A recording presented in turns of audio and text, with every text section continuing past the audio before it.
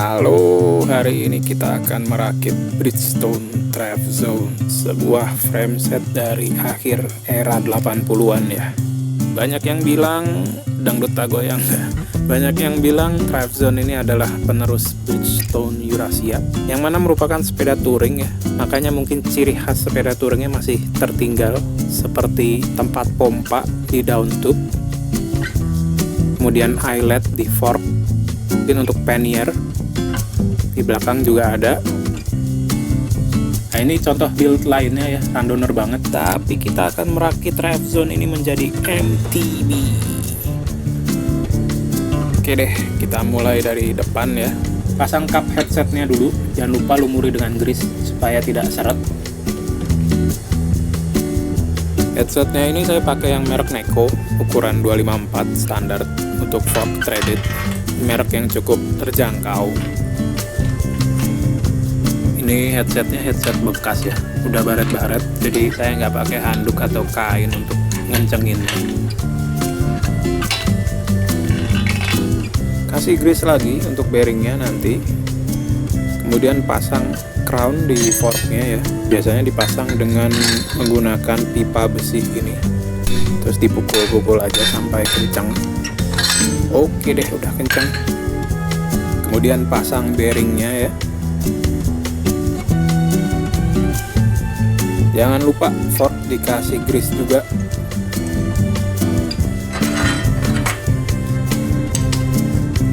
Oke, kita kencangkan.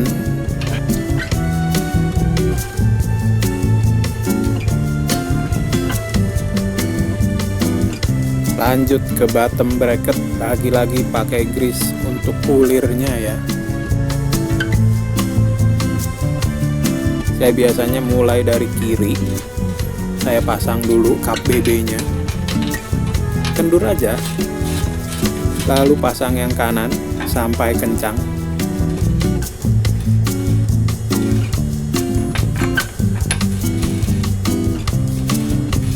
Sampai mentok. Kemudian kembali ke kiri, kita kencangkan yang kiri secukupnya sampai axle-nya itu nggak bergoyang ya. Axle sananananis.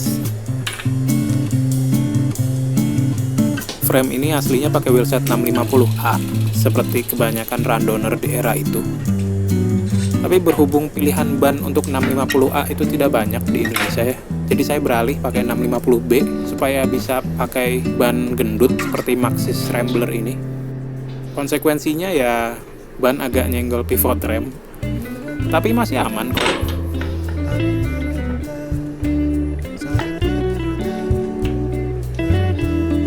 Dan looknya MTB banget kan.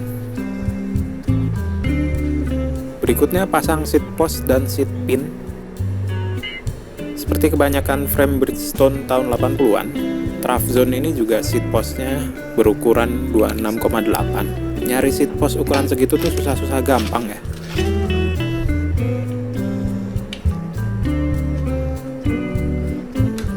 Selanjutnya bar set. Ini udah saya pasang semuanya ya, tapi lupa direkam. Karena head tube berukuran 254 bukan oversize, jadi harus pakai adaptor stem seperti ini. Untuk dikencangkan tinggal buka tutupnya ya. Di dalamnya ada baut jangkar seperti biasa. By the way, itu logo Bridgestone cuma stiker ya.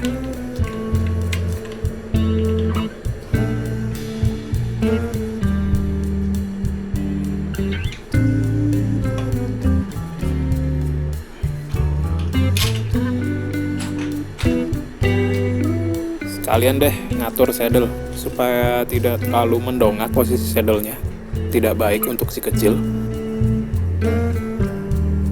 Lanjut pasang crank. Ini crank Deore LX 550, tapi chainring yang paling besarnya saya ganti dari 46 menjadi 48T. BB-nya juga dikasih grease ya. Ini penting sekali karena banyak kasus crank macet nggak bisa dicabut.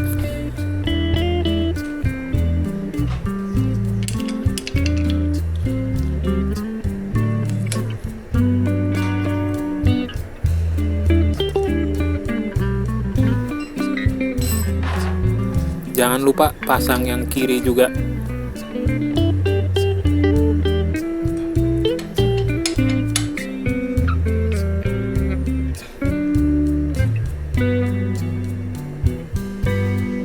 Derailleur saya pakai Deore LX juga, RD-nya M565 dan FD-nya M550.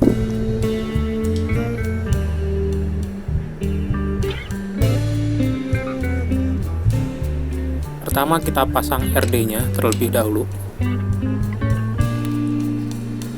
Ini dipasang langsung tight aja. Kita atur binatnya sedikit.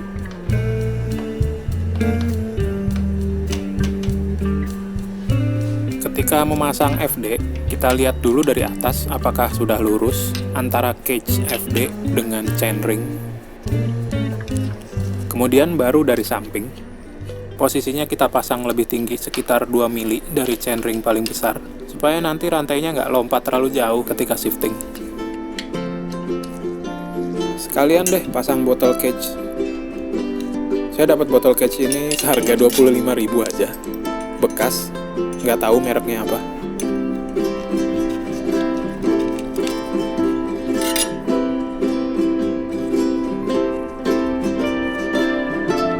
Ini stopper daun tube, komponen yang wajib dipasang ketika mau convert dari daun tube shifter ke thumb shifter ya.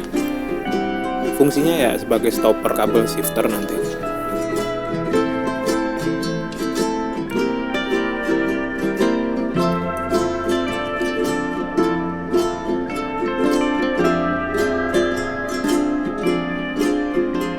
Rem tentunya kita pakai cantilever dong, Deore LX juga M565.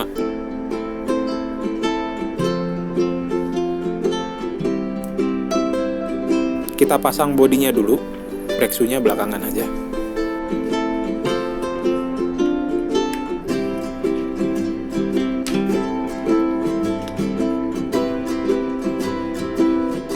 Kiri dan kanan.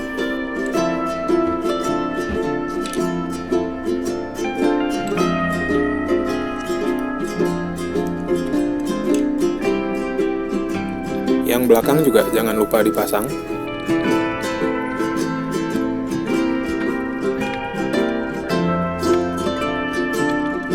Kemudian dicek ya, apakah masih ada pegasnya atau enggak. Kalau nggak ada, berarti kita masangnya terlalu kencang. Kabel kita pakai jack wire aja. Kita ukur dan potong kabel sesuai kebutuhan.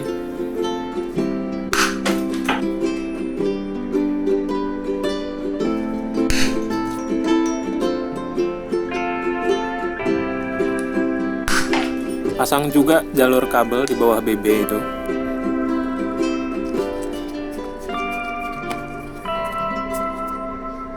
Jangan lupa housing kabel diberi pelumas ya. Yang pertama kita pasang kabel shifter dulu ya, setelah itu baru rem.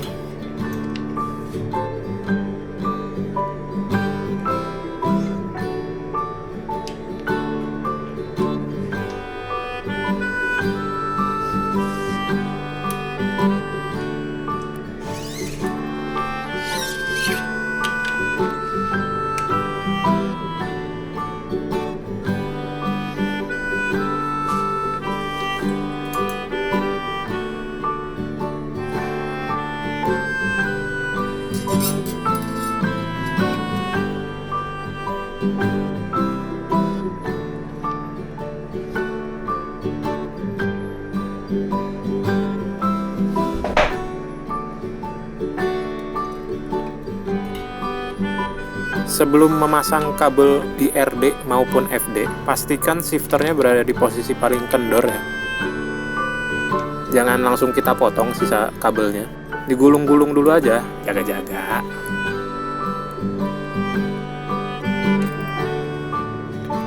Lalu pasang kabel untuk FD, prosesnya mirip ya.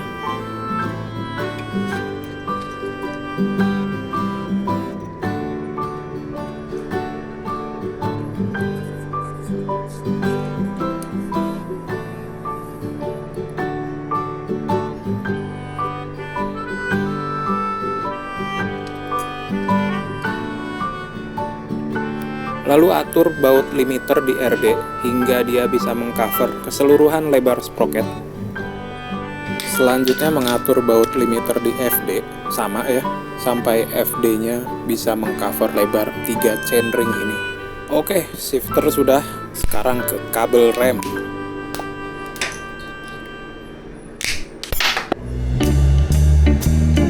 Nah, ini ada tips untuk siapapun yang pakai brake lever Tektro FL750 seperti saya. Bisa pasang kabel touch di bagian hooknya supaya wirenya tidak lepas.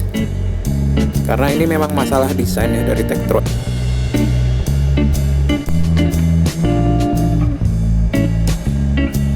Oh iya, saya pasang rem belakang di kiri ya, dan rem depan di kanan. Ini lebih intuitif untuk orang yang sudah terbiasa dengan motor-motor di Indonesia. Karena posisi remnya seperti itu ya. Kita pakai center pull Shimano yang seperti ini ya, yang bandulnya ada 2. Jadi bisa panjang, bisa pendek nanti kabelnya.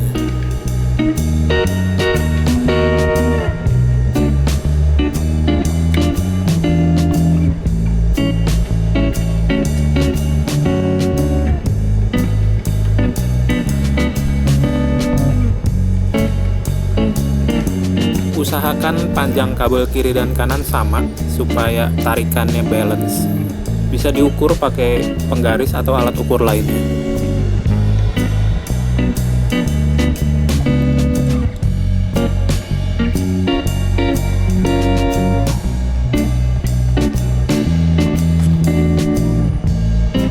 Kita pasang yang belakang juga, prosesnya sama.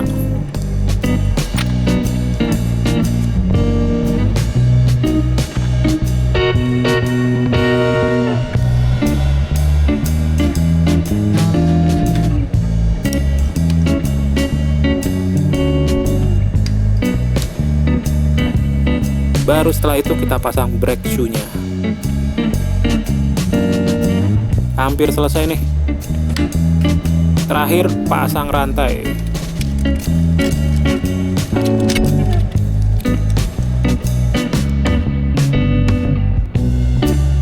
Rantai ini sengaja saya pasang di akhir ya, karena biasanya tangan jadi kotor berlumur pelumas rantai.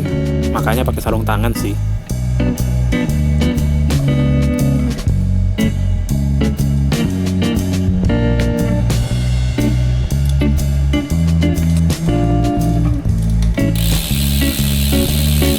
Pedalnya saya pilih pedal flat yang lebar ya, jadi aman kalau mau pakai sneakers yang tapaknya juga lebar.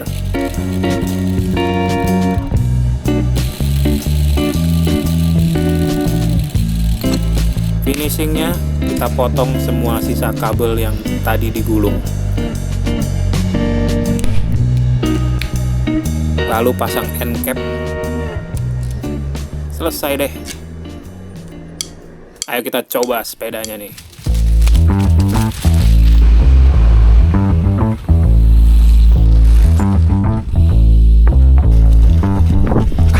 Yeah, I'm so fresh like the morning. Mouth wide open like they yawning. Every time they see me, they in G-Stride. Homie, this is too far. Homie, I feel too alive. You can see me like Illuminati. You can see me like Illuminati. But I'm shining so bright, so bright. Don't come and try to share some of this light now. Give me a beat and I control it like a maestro. Not bad lah ya. Sudah terlihat seperti MTB. Oke deh, video kali ini cukup sekian. Dadah.